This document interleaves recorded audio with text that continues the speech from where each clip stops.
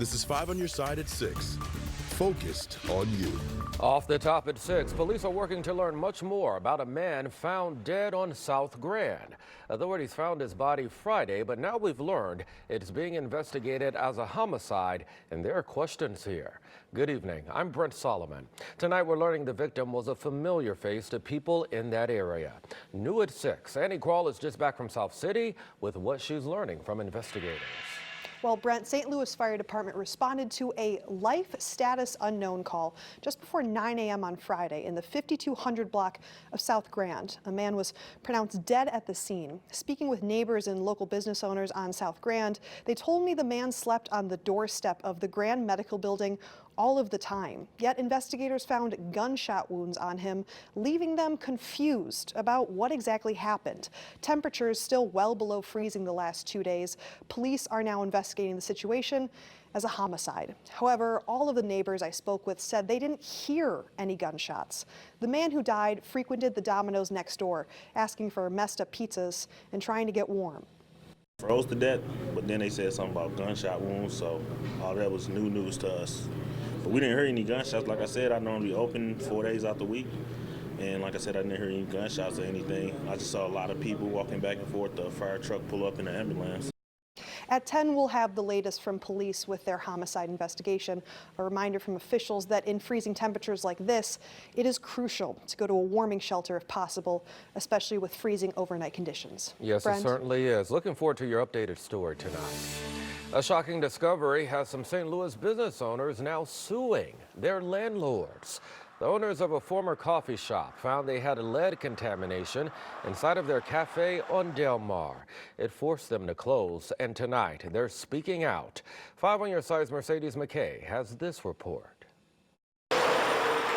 Sitting between Union and North Kings Highway Boulevards, the Del Mar Maker District is a spot for change. I really liked that idea of revitalizing, bringing life to an area. Laura McNamara and her husband wanted to be a part of that vision, opening up Brew to Loom, a specialty coffee shop and Mexican eatery in September of 2022 after planting their roots on the beaches of Mexico. We even had clients come in at pop-ups and show up and, hey, you know, we were at your coffee tasting down in Tulum, and then the next thing we're doing is you're popping up right on, you know, a few blocks away. But that dream was a short-lived reality after their 1-year-old son at the time tested positive for lead contamination. Not only that, he was high enough where by regulation the pediatrician had to notify the city and state of a case of lead toxicity in a child under 6 years old. Quickly after, McNamara and her husband also tested, and their numbers came back even higher than their son's. That's when they decided it was time to get their business swabbed for dust. The current regulation by EPA, you look it up online, is 10 micrograms per square foot on the floor. And this dust swab came back at 88. So we're talking almost 9 times over what is deemed as safe. Following the discovery, McNamara took action. After temporarily closing to clean, McNamara says the company the building owners hired weren't certified to clean and prevent lead. Our partners at the Business Journal heard from an attorney for the owners. They say the landlords at Bridge Del Mar LLC hired a risk assessor who found no hazards. We had hoped we could open back up. But they couldn't, and now a blank sign has taken the place of the words Brew to Loom.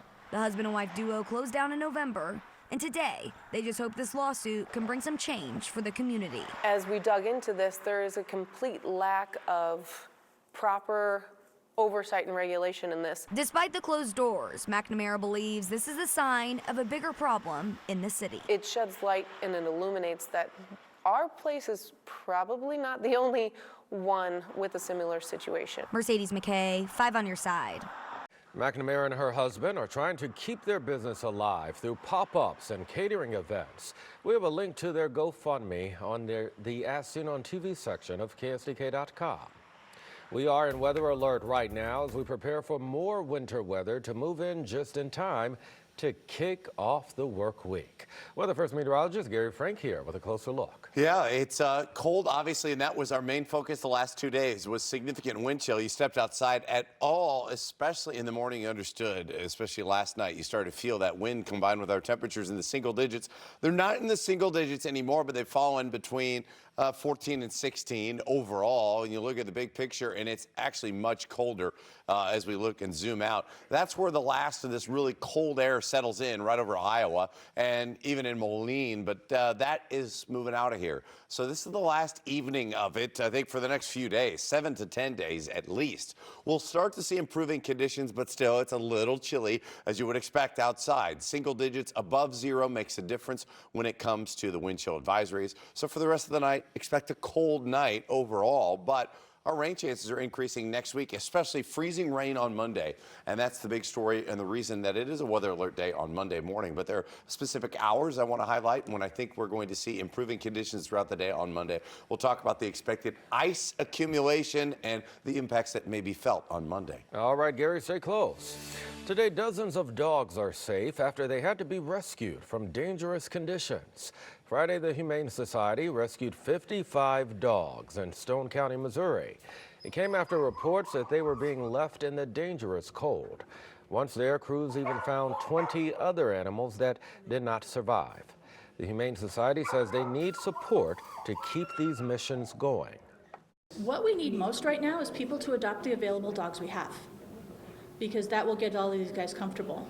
We also could use people volunteering to become fosters for us. We always have animals that need extra time that would be more comfortable for them, not in a shelter. You can also donate to the Missouri Humane Society on their website, hsmo.com. There's new information tonight about the man who confessed to murdering his ex-girlfriend. Trenton Ivy is now in custody in St. Louis County. Ivy says he killed Marquisha Williams last month. St. Louis County booked him yesterday. The case is sealed. Ivy and Williams were last seen together on December 20th. Police arrested him 3 days later in Wisconsin. Crews found her body in northern Illinois. Ivy appeared in court last Friday in Wisconsin before he was extradited.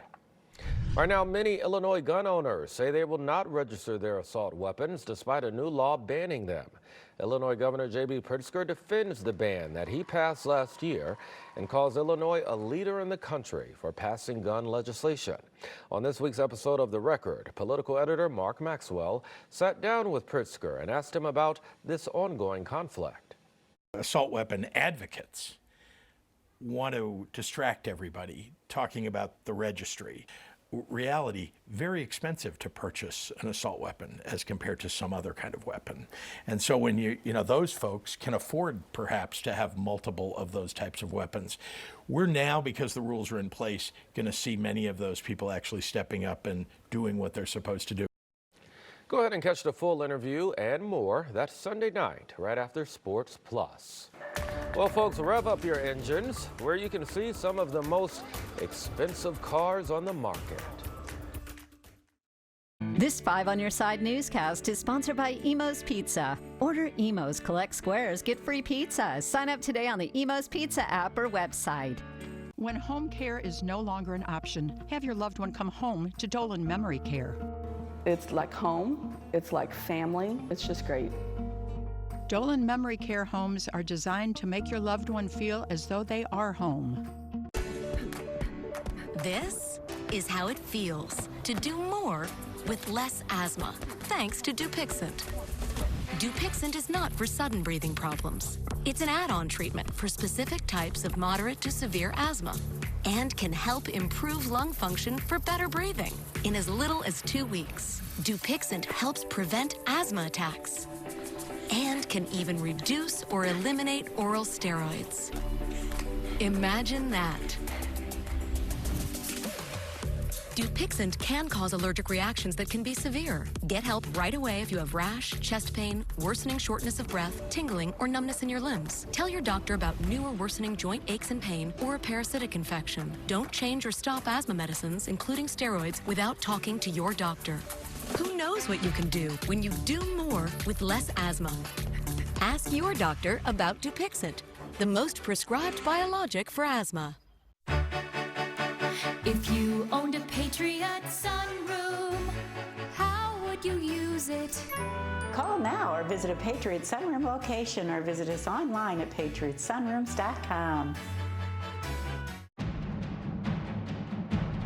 I have never seen a production any better than this anywhere. Breathtaking. It is absolutely stunning. I feel better about the world. I feel uplifted.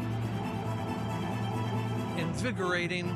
It was encouraging, gave me hope. This has just been therapy for the soul. It's a must-see. Must-see. Make sure you see it. Make sure you see it. Coming to Stiefel Theater, March 2nd and 3rd. Buy tickets now at shenyun.com. Well, start your engines. The largest automobile show in the city is happening right now. It's all going on at the Dome in America Center. Hundreds of cars on display. There are even some demonstrations there on new safety technology for cars. On top of all of that, guests are able to ride inside of some of the world's most expensive cars. All of the excitement continues until 9 tonight, but it will be back tomorrow from 10 a.m. until 5 p.m. Well, the St. Louis Zoo is hiring. Today they held a job fair inside of the Living World at the zoo's north entrance. They're hoping to hire part-time positions in food service, attraction operations, education, security, retail, and a whole lot more. The zoo says they are ready to get eager new hires working as early as March. Zoo officials say it's a great place to work. Every day there's a fun aspect of the day, being so close to the animals, understanding the conservation mission of the St. Louis Zoo, and being able to offer such great customer service to our supporters and our friends in the St. Louis community. Now the zoo will host another job fair on Wednesday, February 7th. It will run from 4 p.m. until 7 p.m., also at the Living World. Well, cold temperatures are a problem for many electric vehicles, so our Verify team looks into if it can cause issues long term. And it's cold again tonight and through tomorrow morning, but we're already looking at more active out west. That's what's going to be responsible for more rain and freezing rain this week. How that impacts your commute into work, and will target the most rainy day of the next 7.